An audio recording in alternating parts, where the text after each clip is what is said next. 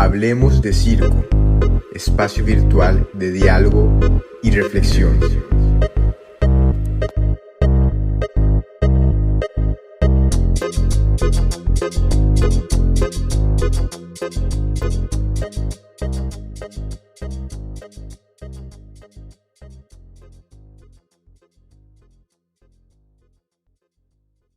Bienvenidos al capítulo 14 de nuestra segunda temporada de Hablemos de Circo.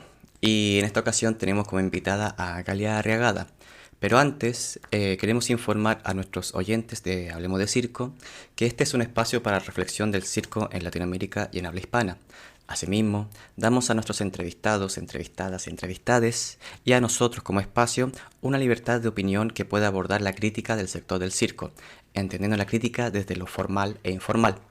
Asimismo, buscamos ser un espacio con perspectiva antirracista, gracias a los aportes de Marco Mota, un espacio antimachista, gracias al próximo encuentro de circo y feminismo desde Uruguay, y un espacio de antiviolencia en todas sus formas, desde lo hegemónico a la censura y autocensura.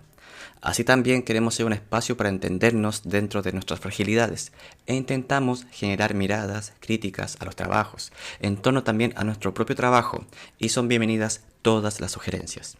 Esto lo mencionamos ya que en capítulos anteriores reflexionamos sobre el circo y territorio y analizamos los procesos creativos, provocando algunas dudas e inquietudes desde el sector del circo, también desde nuestro hacer.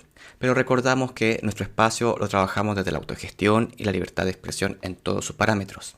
Pero también queremos dejar en claro que el diálogo surge desde la admiración y los trabajos de referencia del circo en Latinoamérica y agradecemos el apoyo y el esfuerzo de todas y todos en este arte. Hablemos de Circo es un espacio de búsqueda reflexiva y también de pensamiento donde problematizamos el acontecer del circo como fenómeno social, siendo un espacio como este podcast, un espacio libre y acorde al pensamiento de muchos y muchas. Y bueno, sin más que agregar, les dejo con nuestra invitada. Y quédense hasta el final, donde yo desaparezco y Galia y Noé hablarán sobre interesantes cosas que se vienen en Hablemos de Circo. Muchas gracias. Grabando. Bien, capítulo 13 de Hablemos de Circo, una segunda temporada en el cual hemos seguido entrevistando a mucha gente y aquí tenemos una ocasión muy especial para nosotros porque estamos realizando un capítulo especial porque vamos a crear un fanzine que se va a llamar Escribamos de Circo y nosotros nos autoproclamamos pensadores de circo y difusores, pero no. Dentro de esto lo que vamos a hacer es entrevistar a una de nuestras integrantes que va a realizar el trabajo del fanzine, que va a hacer la edición. Para poner en contexto también a la gente que nos está escuchando, hemos realizado reuniones virtuales en donde uno de los intereses de las personas que han asistido es escribir de circo.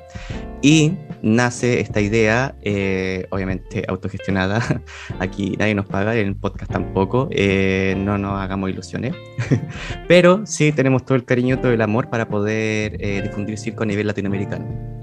Y no solamente a nivel latinoamericano, sino también desde un nivel académico y no académico, que eso es lo que nos importa también, que todos y todas puedan, y todes, puedan escribir, difundir, incluso desde la imagen, desde la metáfora visual, poder difundir circo. ¿Qué les parece mi presentación? Fue toda improvisada. Divino. Bien. Acá estamos con Galia Arriagada, nuestra invitada del día de hoy, a partir de quien vamos a ir yendo hacia esta experiencia del Escribamos de Circo, pero primero, Galia, ¿cómo estás? Bien, ¿y ustedes? Bien. Bien, ¿no? Noé, ¿tú cómo estás? ¿Estás de Uruguay? Bien, muy bien también, sí. Contenta que se está llegando la primavera. Muy bien. Bien. Bueno, entonces vamos a comenzar. Galia, querida, muchas gracias por aceptar este capítulo de podcast. Te avisamos con un poquito de anticipación, pero agradecemos que no hayas aceptado la invitación.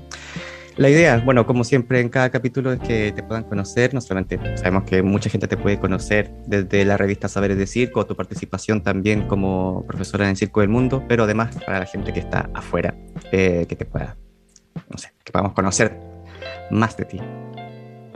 Aquí me autopresento. Exacto, esa es la idea. A algunos no les gusta, ¿eh? Pero... Bueno, partir diciendo que no soy artista circense y mi curiosidad por el circo va desde mi investigación del cuerpo. ¿Ya? O sea, desde que estudié teoría e historia del arte, me especialicé en la investigación de arte escénica justamente para problematizar, reflexionar el cuerpo. Y en eso partí desde la danza, que es una práctica que sí realicé en mi juventud, y también el teatro. Y el circo llegué tardíamente, en realidad, justamente por la revista Saberes de Circo. Ahí se me hizo una invitación y empecé a escribir sobre circo, y para eso ya venía como espectadora de circo, pero no como una pensadora de circo. Entonces se me abrió toda una puerta de empezar a enfrentarme a bibliografía que no existía, por ejemplo, acá en Chile, y sí mucho afuera, sobre todo en francés, en inglés. Entonces ahí me empecé a cuestionar como qué pasaba acá, con todo lo que es el desarrollo de archivo, de escribir crítica, escribir teoría, porque si bien hay poco, existe. O sea, está Pilar Ducci y otros artistas circenses que han hecho algunos compendios, sobre todo desde la fotografía, pero claro, falta todavía, yo creo que hay una especie de deuda en ese sentido, de tener una preocupación desde pensar la historia y no pensarla desde el pasado solamente, sino que pensar el circo contemporáneo chileno. Y eso ya estamos hablando de los 90 en adelante, entonces eso lo encontré como muy rico de trabajar, y por eso me gustó mucho esa instancia.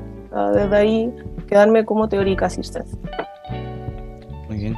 Igual, dentro de eso, creo que interesante también, vamos, en el trayecto de este programa, vamos a remarcar también, no sé si existirá una idea general de diferencia entre nuevo circo contemporáneo, circo tradicional, y al mismo tiempo hacer esta diferencia entre lo que es investigar circo y practicar circo, porque pasa normalmente que una persona que teoriza es como muy lejana al ámbito práctico. Normalmente en las universidades pasaba eso, o sea, profesores que investigaban educación nunca asistían a una sala de clase, y uno como inocente alumno se enojaba dentro de eso, pero dentro del pensamiento es muy importante también remarcar puntos de interés, tanto teórico-práctico o también desde la práctica o solamente desde la teoría.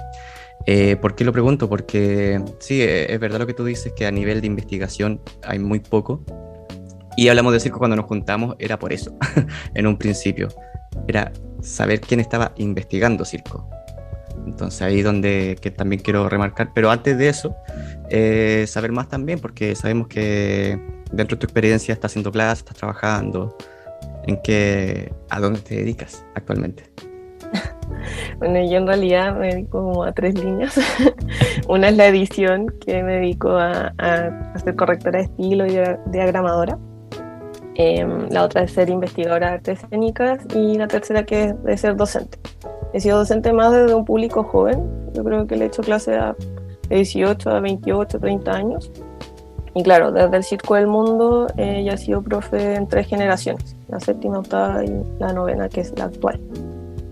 Y respecto a los conceptos de esa diferencia entre circo tradicional, nuevo circo y circo contemporáneo, yo creo que está bien trabajado todo lo que es circo tradicional chileno. En ese sentido yo creo que está semi resuelto. Y el nuevo circo, claro, es un término muy europeo que surge desde el 68 en adelante, en Francia, Canadá, y claro, llega acá en los años 90. Y claro, todos pensamos que el epicentro del circo, nuevo circo en ese entonces, en los años 90, en Chile era solo Santiago, pero en realidad justo me tocó el último ensayo de la revista Saberes de Circo trabajar todo lo que es el circo nortino. Y me di cuenta que en realidad había otra apertura de circo en Iquique. Entonces igual siempre tratamos de centralizar, y en realidad uno investigando ahí encuentra esas otras visiones o, ¿cómo decirlo?, como descubrimientos, que en realidad uno piensa que el circo solamente nació acá en Santiago en los 90, en realidad ya estaba también naciendo en Iquique. Entonces hubo como 2 focos. Y para mí, claro, hay una disputa acá en Chile siempre desde el nuevo circo y circo contemporáneo, Y para mí, por lo menos, me hace más sentido el circo contemporáneo porque ya abarca todo lo que es la interdisciplina. O sea, el circo contemporáneo abarca lenguajes desde el teatro, desde la danza, incluso a veces de la performance. Entonces no podemos ya solamente acotarnos a ese término nuevo circo, que obviamente para diferenciarse del circo tradicional se decía Europa nuevo circo. Entonces yo creo que en ese sentido, no sé, como que hay gente que encuentra absurdo esa disputa que hay en Chile, como de aferrarse o pegarse a ese término, cuando ya estamos en un circo contemporáneo y que en realidad es muy difícil etiquetar o como sentenciar ciertas etiquetas también, como decir, esto es, no sé, circo posmoderno, entonces al final yo creo que abarca todo el circo contemporáneo, porque todavía sigue siendo actual. De hecho es muy joven, yo creo que recién se viene a consolidar el circo contemporáneo acá en Chile en los 2000, cuando ya hay compañías, hay elencos, hay trayectorias que desde el 2005, 2006, ya en distintas partes, no solamente de Santiago, sino que en regiones del norte y del sur, ya están trabajando y han abierto algunas escuelas o siguen trabajando hasta el día de hoy. Entonces es súper nuevo, o sea, no alcanza ni a ser literal ni 20 años. Entonces yo creo que igual hay que ser un poco honestos con esos términos. Entonces creo que esa pelea absurda del nuevo circo contemporáneo, creo que la balanza va más por el circo contemporáneo. Sí, pensámoslo, ¿no? Igual hay siempre va a haber un debate dentro de Chile por eso, porque hay una generación que se crió hablando de nuevo circo, sobre todo los que estuvieron en el Parque Forestal, los que iniciaron las primeras convenciones, porque querían hacer este cambio referenciando a lo que pasó en Argentina o lo que pasaba en Europa. Y claro, o sea, yo creo que es interesante porque todavía en Chile no sé si se habla así formalmente que se está haciendo circo contemporáneo, o sea, dentro de las bases, incluso leí dentro de las bases de los fondos concursables o las estadísticas culturales que se emitían a circo contemporáneo para hablar de nuevo circo en Chile. Y eso lo hizo, no me acuerdo el nombre de la persona que hizo este estudio, pero son estos estudios que aparecen dentro de las estadísticas culturales. Y vale para todos entender también de que finalmente cuando uno habla de nuevo circo contemporáneo estamos hablando de finalmente el circo actual que se está realizando en Chile fuera del ámbito tradicional y del ámbito moderno, o sea, como para hacerse la idea, yo creo, o sea, porque aquí puede entrar mucha gente, puede entrar Camilo Prado, Maca Simonetti y mucha gente que puede decir, no, esto no es así, se hace de esta manera. Pero a mí el nuevo circo siempre lo vinculé más como a una estética moderna, pero igual tampoco sabiendo mucho, ¿no? Y estaba bueno esto que, por ejemplo, ahora referenciando un poco también al podcast que hablábamos con María Carolina Olivera, que ella también trae toda una reflexión, o sea, más allá de las estéticas, también como de los modos de hacer, ¿no? Como que hay algo de esto de, que bueno, que en ese sentido ahí el circo contemporáneo y el nuevo circo, y incluso en Chile me parece que el circo tradicional también accede a becas y todo, ¿no? Como que en eso de los modos de producción. Y me quedé pensando pila, me provoca pila esto que, pues claro, ustedes están muy vinculados a la universidad, entonces traen el concepto de investigación como un concepto más teórico, digamos, o de escritura. Y por ejemplo, para mí la investigación también está muy vinculada a la práctica y a la propia investigación artística. Entonces está bueno también como estos cruces ahí de universos. Como que esto que me decías, no, yo no soy artista de circo, pero soy investigadora de circo. Y también ahí, para mí ahí los bordes de lo artístico también son como que no sé si, o por lo menos en mi caso no los tengo como tan claros, ¿no? Porque también hay algo ahí de esta investigación académica que influye en lo artístico o que de repente también tu trabajo editorial puede ser considerado artístico en ese sentido. Y no sé, como que me vinieron con un poco estas provocaciones también ahí de escucharlas. Yo creo que siempre hay una especie de binarismo en la academia, como o eres teórico o eres artista, no sé, es como lo típico. Y claro, desde, no sé, mi experiencia en realidad he hecho práctica actoral y práctica danzaria. Pero circense, claro, en mi adolescencia hice malabar o me subía al trapecio, la tela, pero fue como un bagaje, así como el amor de verano. Pero no, creo que el tema más acrobático me gustó más desde el teatro físico, entonces desde ahí creo que me gustaba la teoría porque justamente tenía una práctica corporal, siempre, como bien atenta, pero claro, ahí del circo yo siempre he sido bien humilde en ese sentido de que no, como que recién empecé a investigar de circo así ya como fuerte desde el 2020, entonces igual estoy como recién empezando, muy emergente, entonces ya... Por eso siempre recalco, como en realidad no soy artista de circo, entonces igual siento que es como un campo muy nuevo para mí. Y por lo mismo ir como con respeto, ir con este afán de curiosidad y que desde donde puedo aportar desde mi persona, o sea, desde mi experiencia tanto como desde quizás lo académico, pero también como docente, porque eso también entrega una experiencia corporal, o sea, esa interacción con los alumnos, uno va viendo, o sea, a mí lo que más me interesa cuando doy clases, no me interesa que ellos memoricen cosas ni que, no sé, tengan estas clases positivas, me interesa que piensen, que reflexionen y que reflexionen desde sus creaciones. Entonces siempre les he pedido trabajos que justamente hagan una mixtura entre creación, o sea, aplicar la teoría que les estoy enseñando a través de la creación. No esos típicos trabajos solamente escritos o, no sé, disertaciones, etcétera. Creo que es muy importante también aplicar la teoría desde ahí, porque es la única manera que pase por el cuerpo y que ellos la entiendan. Y eso. Está buenísimo. Creo que por eso va unido. Como un proceso no creativo, separado. Claro, un propio proceso como que creativo. debería estar como un proceso creativo. ¿No? Y claro, desde mi parte, como ya desde la escritura, ya creo que ya pasé eso. Entonces solo puedo escribir, pero me gusta eso de motivar, incentivar a los jóvenes que ellos sí lo puedan aplicar desde ahí, porque lo típico que los ramos teóricos piensan es como sentarse a escuchar a alguien. Eso es lo que a mí no me gusta, por lo menos a mí no me gustaba cuando estaba en mi época universitaria, época escolar, me cargaba, encontraba esa frontalidad y esa, no sé, educación prusiana, por decirlo así, muy uniformada también. De hecho, eso es lo que me cuestiona ahora con lo digital, porque a mí me pasaba que mi forma de hacer clase era muy de estar de pie, de moverme, de usar el pizarrón, de mostrar así como en toda la muralla, no sé, interactuar desde ahí. Y ahora esto de la pantalla, o sea, es como volver a eso, como a sentarse, estar ciertas horas sentado. Entonces es heavy, como que te rigidiza una vez más, y cómo enfrentar eso es claro desde la visualidad de lo que estás presentando. Pero ya no está eso, o sea, por más que uno trate de pedirles como comentario y todo, como que pasa eso, como de las ventanitas fragmentadas, no sé, como que cuesta, no está esta cosa del círculo, o que podamos conversar, no sé, como más desde el arte vivo también me pasa eso, como que pasa también con ese circo, entonces, muchas cosas.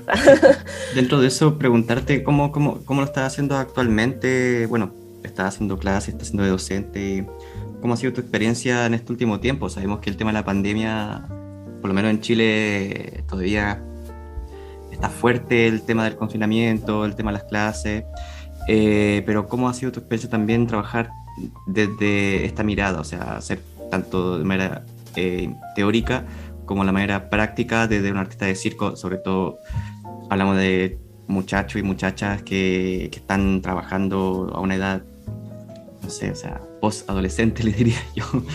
No quiero decir adulto, pero hasta yo todavía me siento eterno adolescente. Pero ¿cómo lo ves tú también dentro de tu área de trabajo? O sea, no sé si nos puedes explicar un poco de ese proceso. Bueno, como te decía recién, el tema digital yo creo que repercutió mucho en los cuerpos, tanto como para una como profe como para ellos, porque en realidad este curso, esta generación debió haber empezado el año pasado, y por el tema del confinamiento se aplazó a este año. Entonces se dio esta modalidad híbrida, en cuanto que dependiendo de las fases, ellos sí o sí van a tener las prácticas físicas en las mañanas, y las jornadas siempre iban a ser independiente de la fase, aunque fuera fase 4 o fase 5, etc. Iban a ser online. Entonces, claro, ahí yo ya me predispongo a que mis clases siempre van a ser digitales. Entonces eso es fuerte igual, porque yo, si bien he hecho clases digitales, no me pasaba con con artistas circenses que yo sé que sobre todo si están en primer año lo único que quieren es moverse, entrenar, aprender, pero aprender más desde lo físico. Y eso yo aprendí igual que desde la experiencia de Circo del Mundo.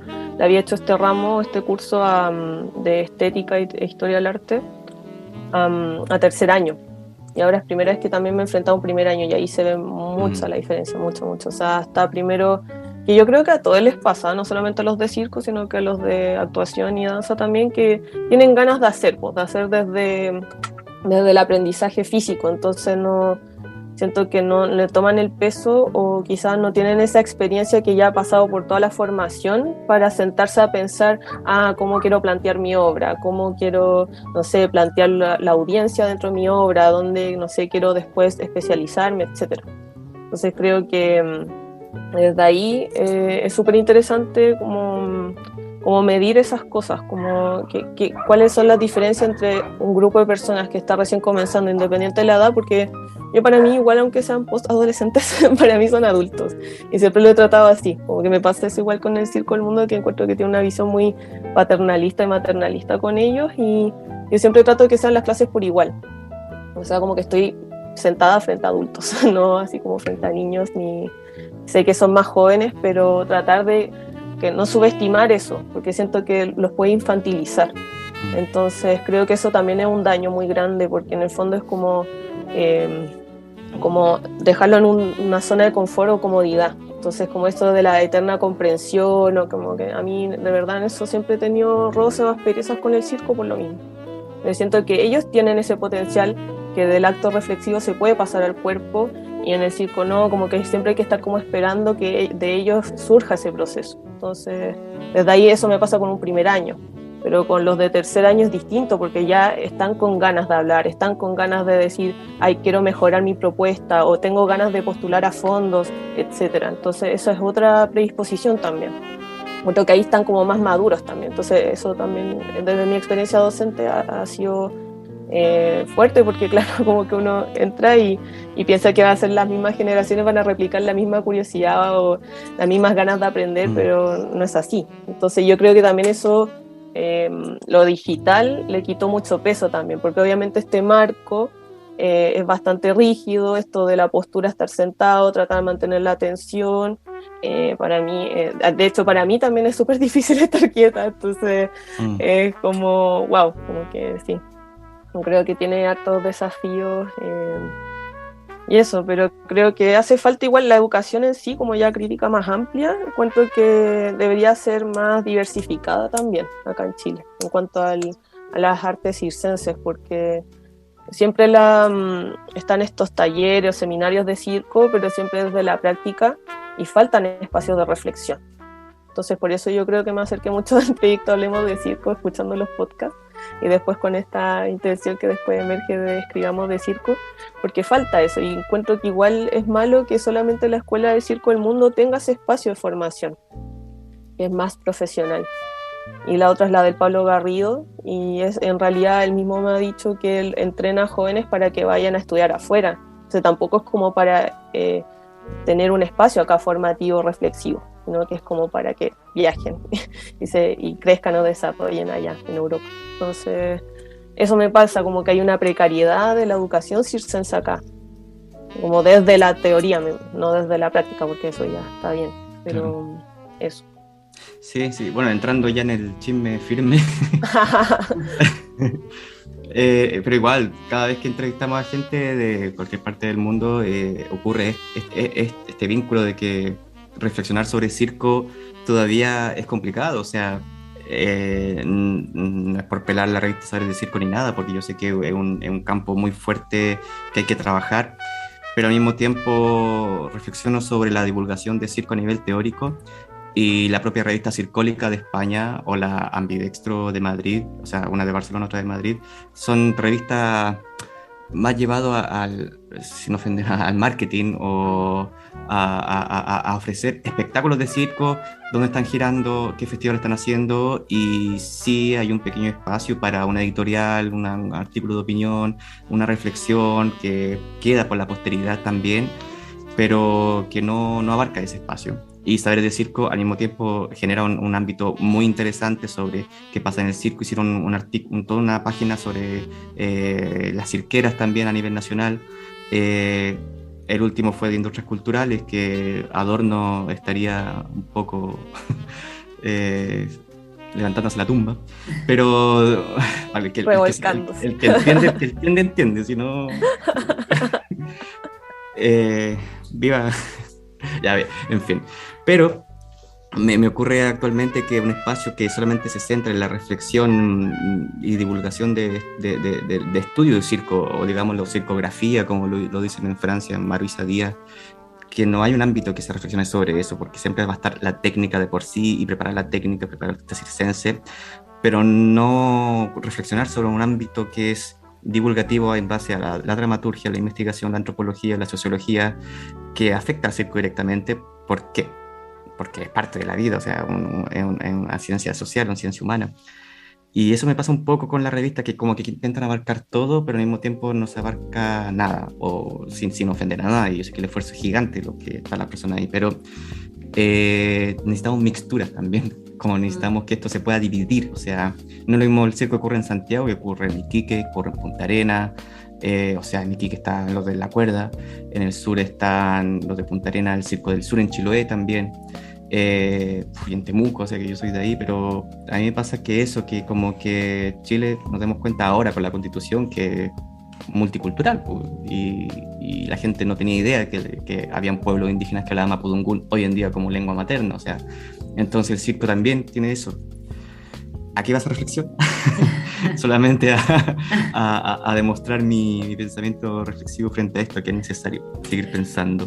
Voy a tejerme ahí contigo, que sí, en realidad me quedó resonando un poco como esto que traías de los paradigmas pedagógicos o de educación, ¿no? Como algo de esto de cómo en esta contemporaneidad o en estos modos contemporáneos también de enseñar y de educar, un poco se empieza a hackear esa jerarquía docente-estudiante. Y que para mí también está haciendo una pregunta en ese sentido, o sea, cómo tomar la virtualidad y qué nos puede dar la virtualidad en ese sentido. Entonces también la pregunta de a qué lugares ponemos nuestros cuerpos en estas clases virtuales o como docente, qué experiencias también podemos proponer para tejer esta teoría pero también esta práctica, ¿no? Porque no dejamos de poner a nuestro cuerpo sentado enfrente a una... como está linda esta reflexión que traes ahí de por un lado eso, o sea, como la responsabilidad como docentes de saber que somos docentes, pero a su vez también como bajarnos como de ese lugar de saber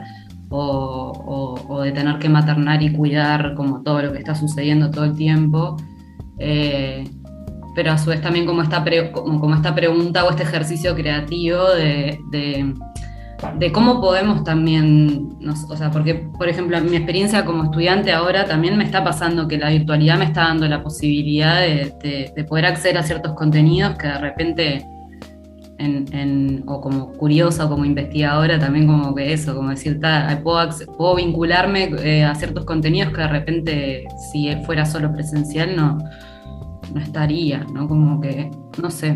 Y como docente también he tenido un poco como que, a ver, ¿cómo puedo usar esta virtualidad o de qué forma puedo como, no sé, preguntarme me gustó mucho esta reflexión que hacía sobre o sea, como en qué lugar está el cuerpo, ¿no? En estas experiencias de enseñanza o de formación, cuando hablamos de formación teórica, ¿no? Porque también es algo muy colonial y moderno esto de que la mente se entrena por un lado y el cuerpo se entrena por el otro.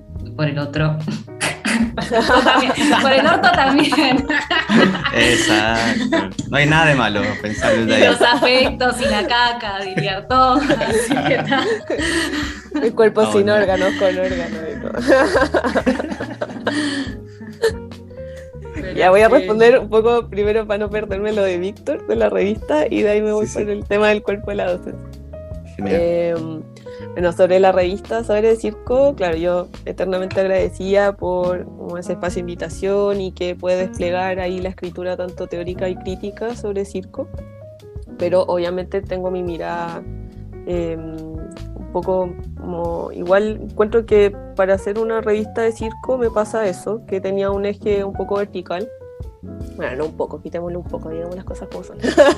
Bastante vertical, porque en realidad se hace esta como edición abierta, que se quiere invitar gente de todas partes, pero igual aún así hay una preselección que ya está prevista, o sea, por más que no está como los invitados, así como ya vamos a tener sí o sí en este número a tal persona, igual hay una selección o un casting, por decirlo así, de quienes van a estar en esta revista, y también tenía una mira internacional, entonces igual es loco ver eso, porque yo solamente era redactora de contenido, por decirlo así, era teórica, pero todo lo que era la edición misma corría por decisiones de Carolina Oce, el diseño iba por Iván, y todo lo que es periodismo, comunicaciones por la Isa. Entonces, claro, yo como que en realidad no me iba a responsabilizar por otras áreas que, no sé, creo que no era, no creo que tenía que respetar los roles de cada uno también. Pero sí tenía esa crítica de que en verdad hay como una cierta mira del lenguaje y como que estructura el lenguaje desde donde quiere abrirse esa revista. Y aún así es como lo que decías tú, como que es como publicar, pero al mismo tiempo no hacerse cargo de esa publicación, porque me pasa que tenía muchas faltas de corrección de estilo, por ejemplo, pero ahí yo no estaba como correctora, entonces no me podía hacer cargo de eso. Entonces, ¿qué pasa con eso? Como darle el peso a la publicación. ¿Y dónde está esa intención real de hablar de un circo chileno, un circo latinoamericano, hasta incluso europeo, y mostrar las diversas lecturas y las diversas escrituras también? Porque si bien está súper bien hecho el tema de que escogen de hecho hay gente de distintas disciplinas, no solamente del circo, sino que sí. De hecho hubo una chica que escribió sobre arquitectura y encontré fascinante, pero claro, aún así es como que quisieran enmarcar, como, no sé cómo decirlo, como una expectativa de revista más académica, pero no, tampoco es académica, entonces es muy raro, es muy raro. Tampoco este equipo iba a congresos, tampoco este equipo, no sé, tiene publicaciones, que para mí eso también habla mucho. Quizás a mí siempre me da lo mismo eso de que estén indexadas o no. Creo que el hecho de escribir ya enmarca un registro, inscribe un tiempo y espacio y se está dando que hablar de algo. Pero encuentro que eso, o sea, me pasaba que no podía conversar con este equipo sobre cosas que se estaban pasando en la contingencia circense, porque el único afán era publicar algo, publicar y ser pioneros en estas publicaciones. Entonces, en verdad creo que en ese sentido no se puede armar una revista. Para mí armar una revista es tener un pensamiento, es tener un eje, una línea, y esta línea para mí tiene que ser más abierta, y por eso me gustaba mucho cuando surgieron las conversaciones Hablemos de Circo, de que justamente el fanzine Escribamos de Circo fuera con esto más una apertura también desde el formato, desde la plástica de la palabra, que no pasara eso que solamente el lenguaje académico, el ensayo academicista estuviera presente, sino que también hay otros lenguajes y que también existen, y que no nos vamos a hacer como a excluir o a hacer a un lado solamente porque no encajan en esa estructura. Entonces encuentro que esa es lo que busco, y me gusta eso de mantenerme siempre al margen y también autodenominarme investigadora independiente por lo mismo. Porque si bien transito en esos congresos, transito en lugares académicos, también me gusta transitar en espacios informales y adaptarme a esos espacios también, o sea, y ver también como esas realidades. Uno ve muchas realidades con eso, ve personalidades detrás de esas ponencias, detrás de esa escritura. Entonces creo que enmarcar al circo en algo tan rígido como la escritura academicista, no estoy de acuerdo. Entonces, o como solamente mostrar como las grandes figuras del circo que ya llevan una trayectoria de más de 10 años, tampoco estoy de acuerdo. Creo que hay que mostrar también lo emergente, y eso es lo que también quise siempre avalar en mi ensayo. Como yo tenía una sección de ensayo y la otra de crítica. Entonces, la de ensayos, por ejemplo, cuando tuve que hablar de la crisis sanitaria, no quería hablar de Santiago. Entonces le di la preferencia a hablar de la realidad de la Cuarta Estación. Ahí se me olvidó el circo de Valpo, el de Pato Giro. Carpa Azul. El Carpa Azul, perdón. El de Circo Frutillar, de La Pepa, de Quetralmahue, la sexta región. Entonces me gusta eso, descentralizar. Siempre me gusta hablar desde otras regiones porque encuentro que también el circo siempre está como en esto, como que la historia del circo chileno está muy desde que pasa acá en la capital, pero también está sucediendo en otros lugares, en otros territorios, y también tienen un lenguaje que a veces, de hecho, desde lo sensorial es mucho más enriquecedor. Las obras que son regionales para mí siempre han sido más llamativas que las de Santiago. Las de Santiago siempre tienen como una especie de canon europeo. La regional encuentro que igual son más como que se identifican más con la localidad. Entonces eso para mí igual tiene un sello especial. No se ve como lo que se está viendo siempre acá en Santiago. Y en cuanto a... se me fue el hilo. Antes que pase la pregunta de Noé, podríamos, o sea, se me veía a la cabeza que podríamos teorizar que el nuevo circo solamente existe en Santiago. Es como... Ajá, sí.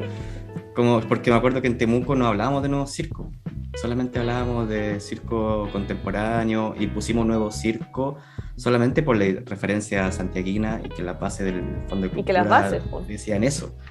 Y claro, igual tampoco, cuando hablamos de saberes de circo, lo hacemos desde una mirada crítica que no es ni positiva ni negativa. O sea, la idea de esta observación también, que si hay una verticalidad, o sea, en Circólica, yo espero tener al director de Circólica hablando en la revista para poder hablar también de esto, porque es importante de que a mí me pasó, y esto no es pelambre ni nada, es la realidad. Cuando postulé Hablemos de Circo, la tesis del máster, lo hice con todo el cariño y el amor, entendiendo también porque era un aporte, pero después lo envié a una revista indexada, a apuntes de la Universidad Católica, y me dijeron, como ya estaba publicada, no se podía indexar. Y yo dije, bueno, ya, mala suerte, pero también siento que es necesario divulgar circo desde las plataformas de circo, pero sí, uno va a hacer una revista. En nuestro caso es súper ambivalente, porque está autogestionado, nadie nos paga, a veces podemos hacer el podcast, a veces podemos hacer la revista, a veces podemos hacer esto, a veces no. Pero al mismo tiempo es necesario que el sector de circo se ponga las pilas, y aquí donde yo también me quiero meter, que necesitamos una revista indexada, sí o sí, una revista científica a nivel latinoamericano. O sea, es importante, como está la Magazine Reviews de Latinoamérica, que publicación de arte escénica a nivel latinoamericano en inglés. Es necesario hacerlo esto. Esa era mi pequeña separación. Sí, yo creo que justamente siempre he apelado a la diversidad. Creo que si bien la revista de circo fue pionera y todo, como que se le agradece siempre eso, que se haya abierto esto, porque quizás todavía estaríamos como eternamente pensando en querer hacer publicaciones, pero que nadie partiera en eso. Entonces, en eso, bacán, ¿cachai? Pero encuentro que también es necesario tener diversas publicaciones de diversos tipos. Entonces en eso, claro, tenemos este fanzine que estamos planificando, que estamos ahí proyectando, que ya recibimos la convocatoria, y agradecer también a todas las personas que mandaron sus escritos. Pero también, como dices tú, es importante situarla en la academia, porque siempre se marginaliza. Entonces al final como que siempre se piensa en las mismas técnicas que son el teatro, la danza. Pero ¿qué pasa con el circo? Porque la investigación de circo a nivel académico también es súper fuerte en Brasil. A mí me pasa eso, que ellos como que la llevan, por decirlo así, muy fuerte. Entonces yo creo que ahí estamos como muy alejados, muy años luz de eso, pero está bueno ya planteárselo y empezar a generar eso, a gestarlo. Creo que sí, creo que deberían haber eso, como tanto lo experimental que queremos proponer con Escribamos de Circo, como esta revista indexada que alguna vez yo creo que se va a iniciar, y así, distintos formatos de lenguaje. Encuentro que esa heterogeneidad es necesaria. Y ahora desde la docencia de Noé. Sí, pues, el cuerpo, gran pregunta, gran reflexión desde la enseñanza, porque es que vi como, por ejemplo, como profe, no conocer realmente mis alumnos. O sea, veo las cámaras, veo sus cuerpos, pero para mí son píxeles, no sé, como que responde muy raro, como que no veo sus cuerpos tridimensionales, como en esa interacción del arte vivo, no sé, como de la presencialidad. Entonces es raro eso, es muy raro como ver recuadros de personas y solo los rostros también. O qué pasa cuando, si fuera presencialidad, estuviéramos con la mascarilla. También he pensado eso, como que en realidad uno ve los ojos solamente. Entonces hay como una fragmentación del rostro también, si es que hay algo presencial, y en el caso de que sea virtual es como esta cosa de como, me he pasado el rollo de esta foto antiguamente como el foto carné, no sé, como que en el fondo como que está este recuadro solamente, como que el cuerpo fuera el rostro, un cuello y parte de los hombros, y de aquí nada más. Entonces, creo que eso, claro, para algo teórico, porque obviamente para técnicas corporales se pone la cámara y tienen que estar ahí fijando todo el cuerpo, de pie a cabeza, pero aún así, por ejemplo, en el caso de la escuela, del Circo del Mundo, conversando con otros profes de acrobacia, de danza, etc., claro, no es lo mismo tampoco. No es lo mismo porque no están ahí como mejorando las técnicas o perfeccionando esos cuerpos para ciertas disciplinas. Ahora sí, pues ahora con el tema de que volvieron a fase 4 y están en las jornadas de las mañanas avanzando con eso, entonces ya volvieron a retomar ese contacto con el físico, de estar trabajando eso, pero en la virtualidad, sobre todo a principios de este año, ellos comentaban que era súper difícil, o sea, que de hecho había que bajar la exigencia de las técnicas circenses porque a través de cámara no se puede hacer mucho.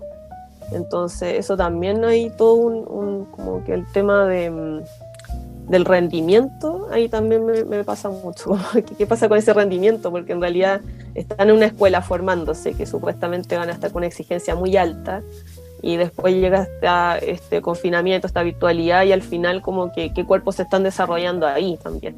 Como que están un poco atrasados, o qué pasa, o se puede entrenar verdaderamente un cuerpo estando solo en casa, porque no todos tienen los espacios también o los implementos para poder ejercer una práctica como se debe, o como por lo menos se hace en la carpa.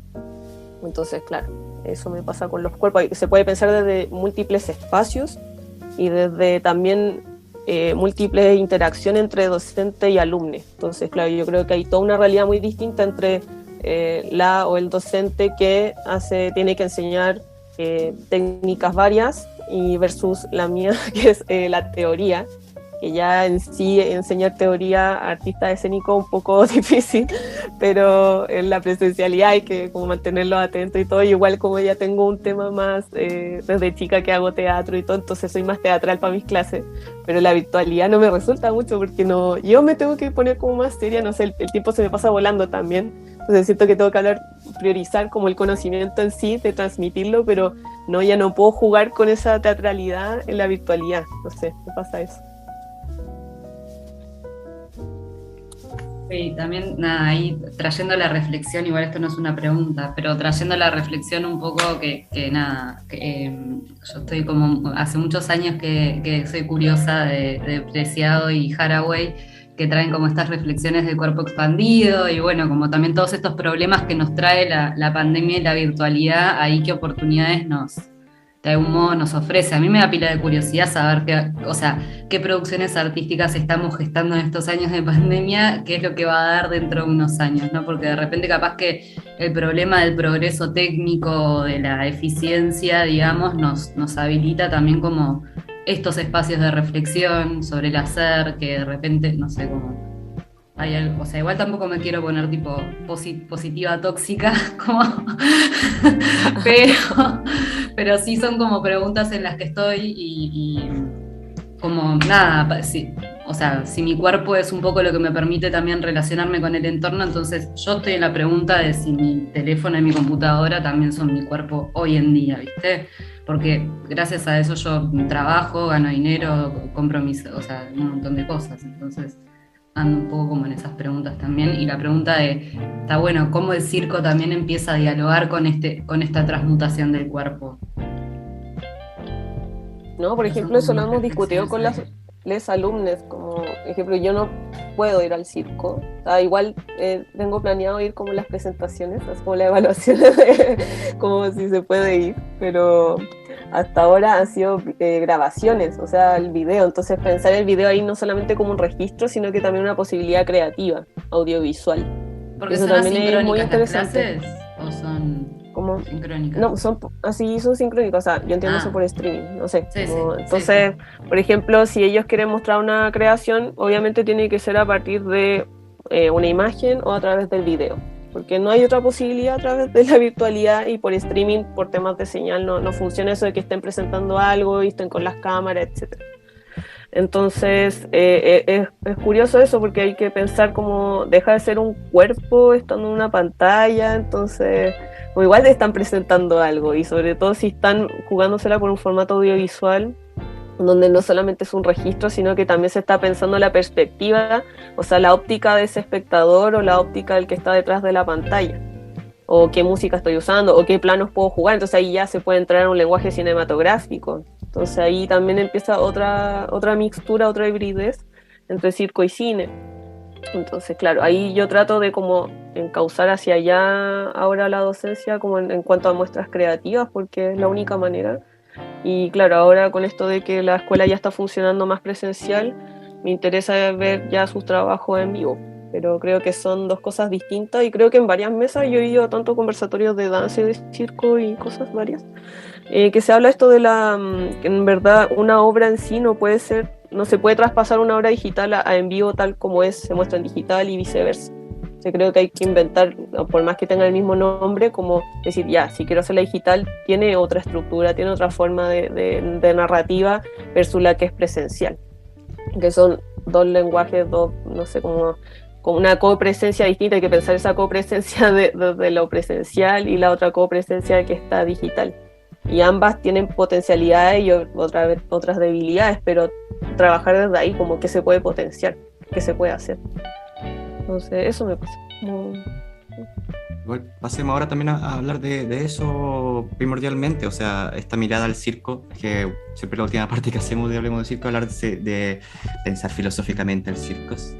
Y desde ahí también Jorge Dubati, en Argentina, que estudia teatro y filosofía, o sea, filosofía teatral, cuando empezó el tema del Zoom, él siempre habló del convivio, el tema de convivir, que el teatro es parte fundamental de eso, el teatro necesita el convivio, convivir a través de incluso los rituales, reunirnos, igual esto tiene mucho del área performativa de la Diana Taylor, de un partido de fútbol que estamos conviviendo, desde un matrimonio, un bautizo, pero el teatro tiene mucho de eso también. Y yo sé que Jorge Dubati no es su culpa de que solamente diga teatro a todo lo que es arte escénico, sino que la arte escénica en sí son un convivio.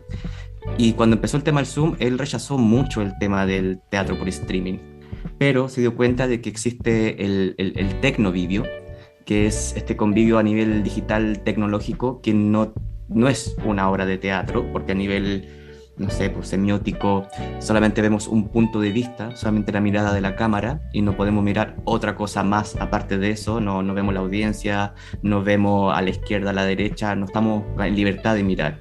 O sea, un video del Cirque du Soleil en la pantalla digital, no ves los errores, pero cuando asistes a la carpa, ves algunas caídas, algunos errores, que tienen que repetir ciertos trucos. En cambio, en lo digital ves la perfección ficcional de lo digital.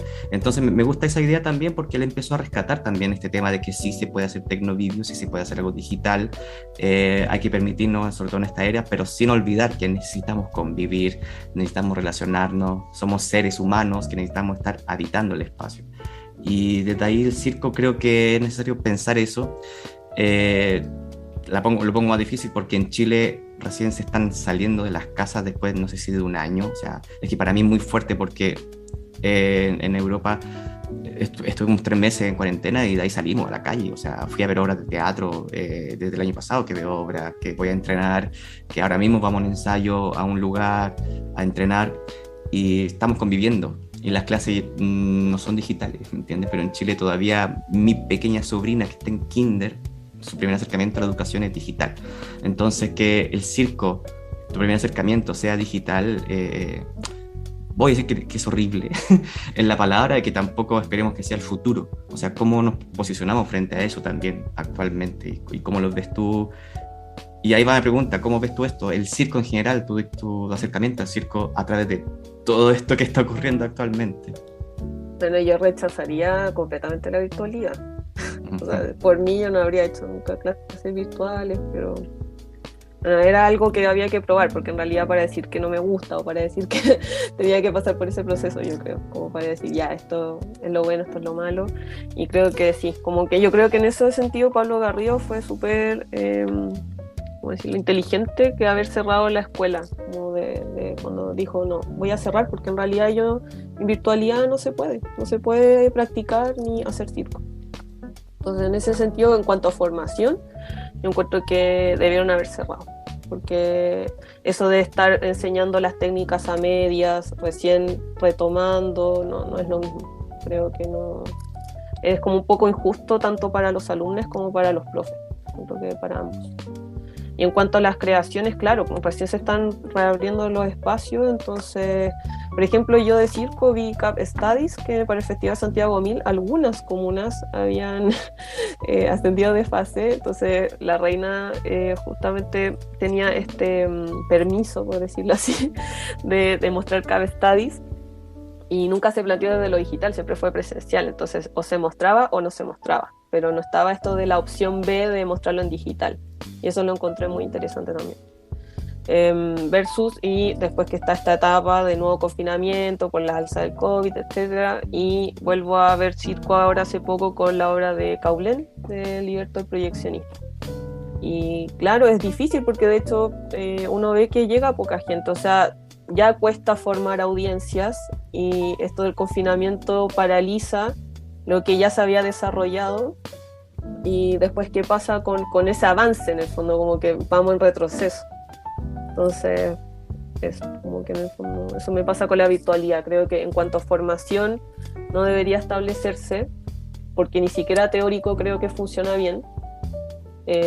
Y por otro lado, en cuanto a creaciones, no debieron haber paralizado, porque uno sabe que en distintas áreas económicas, etcétera, seguían funcionando otra alternativa. No sé por qué las artes escénicas la cerraron en este país, pero bueno. Sí, no solo en ese país, o sea, la cultura está haciendo nada, están pasando cosas. Bien. Sí, ahí en esto que traías, ¿no? De la formación de públicos y de nada, como que también es complejo eso, ¿no? Porque si tenés que estar encerrada en tu casa todo el tiempo, como que también, no sé, como también tener la chance de poder como encontrarte, por más que sea a través de la virtualidad, a generar algún tipo de práctica creativa, siempre ahí es sanadora, conmovedora. Sí, yo creo que faltan esos espacios de que no solamente ir a ver obras de circo, sino que esos espacios de encuentro, de después comentar la obra o quedarte hablando con los artistas. Entonces como que falta eso. De hecho ahora como que aunque uno vaya a ver obras, igual está ese espacio súper demarcado, restringido, como que vas a ver la obra y ya, como que no te puedes quedar conversando. Quizás si tienes un vínculo cercano afectivo con ese artista, claro, lo vas a saludar, pero también se mantienen esas distancias que ya se convirtieron como casi en una regla. Sí, como distancias sociales que uno ya como que las incorporó, no sé, ya sea por miedo, porque yo creo que esto es como igual hacia una política del miedo, todo esto del COVID o de la crisis sanitaria, entonces, y que ya nos traspasó, entonces hay como ciertas conductas que uno quizás tiene el impulso de querer juntarse con más gente y todo, y como que uno ya lo rechaza, es como por todo lo que nos venden, no sé, los medios, entonces es fuerte. No sí, sé. el Bifo, Francisco Berardi, un filósofo italiano que trabaja mucho también o sea, su línea de investigación va mucho también a través de como la virtualidad y las posibilidades de esto, pero él habla mucho de cómo esta pandemia de algún modo nos educó una percepción fóbica de la otredad, ¿no? Como esto de la amenaza. Habla mucho también de la boca y de los labios y de la lengua como órganos en donde se produce el sentido y donde también, o sea, como órganos donde se aloja lo erótico y se produce el sentido, y que es toda esta metáfora, ¿no? De taparnos la boca, o sea, sin ir, o sea, como sin tampoco entrar en una capa conspiranoica, pero sí también siendo críticas y como también cómo como artistas y desde lo creativo podemos hacer microhackeos a estas políticas, ¿no? A estas macropolíticas. Como quebrarla. Ajá. Del miedo, de eso, de la separación, de la fragmentación, como que hay todo unos cuantos signos, ¿no? que se repiten, más allá de eso, de las fronteras, de los países, como que hay signos que se vienen repitiendo que claramente tienen que ver con esta situación, pero hay otras o sea, esto que traes, o sea, ¿por qué se censura la cultura y no se censuran otras cosas? O sea, eso está pasando en todas partes del mundo, no solo en Chile. Pese a que los tiempos de vuelta del confinamiento, por ejemplo, la experiencia de Uruguay también fue bastante relajada en algún modo con respecto a la pandemia, o sea, sí tuvimos, o sea, etapas de cierre y todo, pero eso es muy, muy relativo y... Sí, yo creo que lo mío era como más desde pensarlo como un ejercicio dictatorial que ya se venía dando desde el estallido social. Claro, en el Chile toque están queda y en eso. una situación desde antes eran como de la dos cosas pandemia. paralelas. Ajá. Entonces era como que pre-pandemia ya venían ciertas restricciones de tratar de separar esta sociedad que se estaba movilizando, que estaba proclamando justicia, etcétera. Claro, un brote fue la nueva constitución y los constituyentes y todo bien con eso, pero seguimos en ese toque que queda, seguimos en esa restricción del cuerpo, entonces creo que después la pandemia fue como casi que una estrategia para la política acá, claro, como para seguir controlando y restringiendo, entonces es heavy eso, como que al final la enfermedad, que virus, nada, yo, o sea, lo vengo viendo hace un par de años, que me acuerdo que estaba en México, que justo en México había asumido la izquierda, y yo decía, qué viaje, porque en el resto de Latinoamérica parece que estamos volviendo a gobiernos fascistas. Bueno, de hecho ahora todo lo que está pasando en Brasil, que así todos mis mayores saludos y fuerza, y vamos arriba a Brasil con sus resistencias.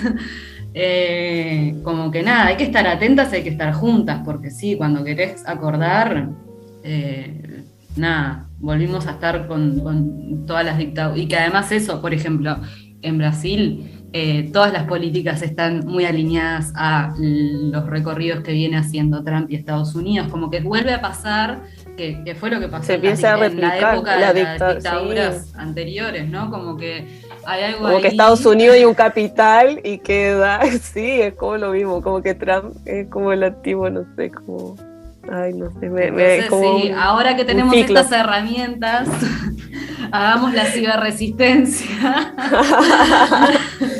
Sí, no, y justo mañana es 11 de septiembre acá, entonces igual está bueno como haber mencionado ese tema, como repensar que quizás, claro, no estamos en la dictadura militar de los 70, pero hay como una neodictadura, por decirlo así, que no solamente obviamente está en Chile, sino que pasa en Brasil y en otras partes, o sea, por algo también se está movilizando en Colombia, se está movilizando mucha resistencia en distintos países y territorios latinoamericanos, entonces no creo que sea casual. Y porque ya son muchos años de colonización también, ¿no? Como que ya estamos cansadas, ya eso, nuestros cuerpos, nuestras memorias, nuestros archivos, como que ya estuvo de ese tipo de abuso. Que creo que también los movimientos feministas están como, y transfeministas, como que estamos también de algún modo como colaborando, o no sé, por lo menos a mí me ha cambiado mucho la forma de ver un montón de cosas, entender esto que hablabas hoy, ¿no? Las formas de trabajo, o sea, eso, cómo generar una estructura horizontal de trabajo, por más que cada quien tenga su lugar, ¿no? O sea, pero eso ya está hablando de eso, de otra forma de concebir la cosa, que no es patriarcal, que no es capitalista, que tiene que ver con eso, con otra micropolítica de construir vínculos y de construir modos de hacer. Pero sí, bueno. que ahora el feminismo también está más presente en el circo, porque a mí me pasaba eso, que ya el feminismo se venía trazando en distintos lenguajes artísticos, pero como que el circo estaba ahí, como pendiente. Y yo creo que ya el 2020 ya se visibilizó, o ya por lo menos hay colectivos de cirqueras, como que se está hablando de este tema, entonces eso es bueno también, como que no solamente quedara como un movimiento internacional o en publicaciones, que ahora hay como un boom de publicaciones feministas. Antes como que Butler uno iba a la biblioteca o tenía que comprarla en otro país, pero ahora Butler está en todas las cadenas de librerías, en las universidades, entonces, claro. Pero no solamente Butler, también como reconocer referentes más latinoamericanos, por lo menos acá en Chile, la Alejandra Castillo, otras pensadoras, no sé, bueno, es que Nelly Richard es francesa en realidad, entonces no me gusta decirlo, pero claro, como vivió mucho tiempo acá, pensó el género desde los 80, entonces eso es interesante. Y a mí otra pensadora que me gusta mucho, bueno, después fue la Julieta, hoy soy pésima con los nombres. ¿De circo? No de circo, de feminista chilena. La Julieta Kirwood y después la Alejandra Castillo, pero como pensadora feminista. Sí, también y claro, Audre Lorde, que es una brasilera que también piensa mucho sobre también perspectiva interseccional y racial, que es una morena lesbiana feminista. No, y de Brasil la Melissa Lima, que también tiene una tesis muy muy buena, como de pensar la figura femenina en el circo y sobre todo desde el clown. Entonces, no sé, creo que hay muchas mujeres ya pensadoras y que están invisibilizadas, y ahora claro, como ya está como una temática más enraizada, se le está como tomando como referente, o se está leyendo, se está buscando sobre ella. Entonces eso es bueno, como reconocer a autoras. Y esto que hablábamos hoy, ¿no? También de cómo también la investigación académica empieza o sea, como esto de que no son universos separados, porque también la investigación académica está filtrada en los movimientos activistas, y a su vez los movimientos activistas se filtran a la investigación académica. Entonces, como también eso, como está buena esto que traes, ¿no? Como esta observación de cómo todo esto empieza también a mover el circo acá en nuestras tierras, ¿no? Como Latinoamérica se empieza a dejar realmente afectar a revisar esas estructuras. Sí, porque acá, por ejemplo, yo solamente puedo hablar más desde el ámbito local, porque es lo que más conozco acá en Chile, pero me pasaba que había una opinión desde el circo tradicional que siempre fue muy patriarcal, y que en realidad el circo contemporáneo después igual ejercía ciertas conductas patriarcales, entonces recién se están desconstruyendo o como mirándolas y criticándolas. Entonces eso también es bueno, como que antes no se cuestionaban, entonces ahora por lo menos se están cuestionando. Y también eso, con amor, o sea, con amor crítica, pero también con compasión, y entendiendo que son estructuras de mucho tiempo, que nada, herencias y aprendizajes que venimos como hace mucho tiempo. Son memorias. Entonces como, claro, ir como, nada, con paciencia y atención y insistencia también. Como lo hemos hablado antes con la Rolnik, lo que decís tú, por las micropolíticas, como uno puede estar en las mismas prácticas como en tus prácticas, pues en este caso, no sé, pues ustedes con el podcast, como de construyendo esos conceptos de circo que son muy europeos, muy colonizadores, otras personas, para mí desde la investigación, cómo uno puede ir aportando en esas prácticas descolonizadoras, la escritura, la investigación, etcétera. Entonces, eso es bueno. Como... De una. Bueno, vamos llegando a nuestro final. ¿Hay algo que quieras decir? Bueno, eso, se va a venir nuestro podcast, nuestro podcast y nuestro fanzine. Después de fanzine. Hablemos del fanzine, que tuvimos como 20 de propuestas de gira de partes del mundo.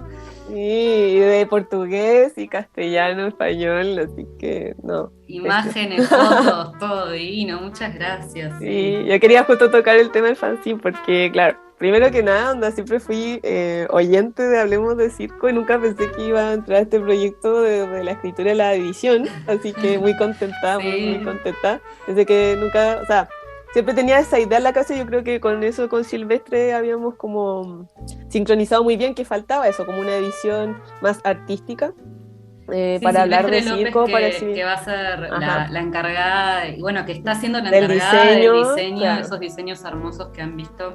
Sí, de los collages y de esos diseños más experimentales, que es bueno, porque en el fondo es como jugar con la línea, jugar con distintas técnicas artísticas, entonces con una gama de color bastante diversa. Entonces sí, está bueno, me gusta eso y también tomarse la edición como, aunque sea algo autogestionado, tomársela como algo profesional.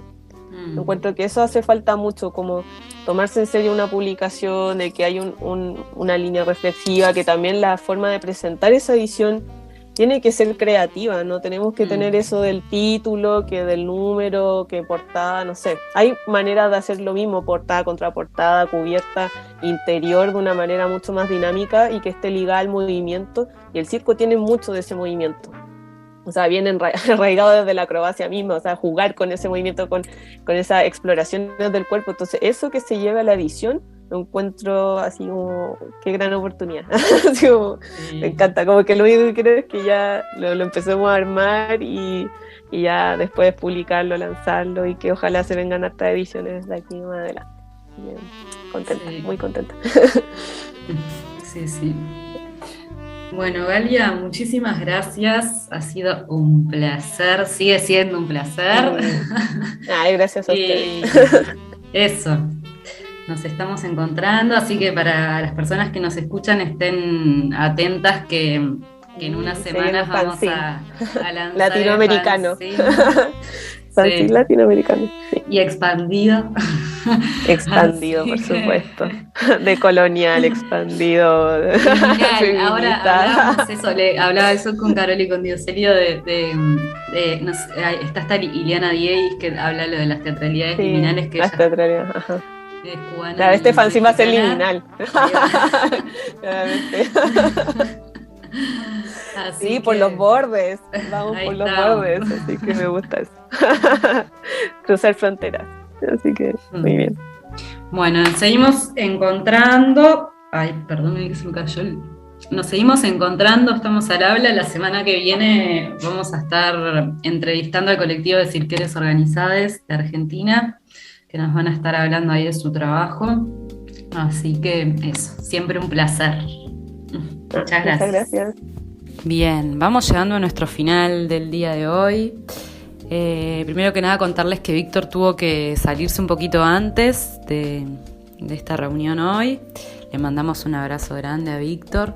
Así que eso, cerramos esta hermosa entrevista. Y hablando de feminismos y circo, contarles que este fin de semana y el fin de semana que viene está sucediendo el primer encuentro de circo y feminismos, el primer encuentro latinoamericano de circo y feminismos, que está sucediendo virtual, organizado por diversas colectivas de Sudamérica. Así que les invitamos a que se acerquen ahí al Instagram, donde pueden encontrar la programación y bueno, comunicarse ahí con las chicas y las chiques para acercarse. Es un encuentro exclusivo y bueno, pero todas y todos les interesades que tengan ganas de acercarse, les invitamos a que se pongan en contacto con el Encuentro Latinoamericano de Circos y Feminismos. Y eso es todo, agradecerles por estar.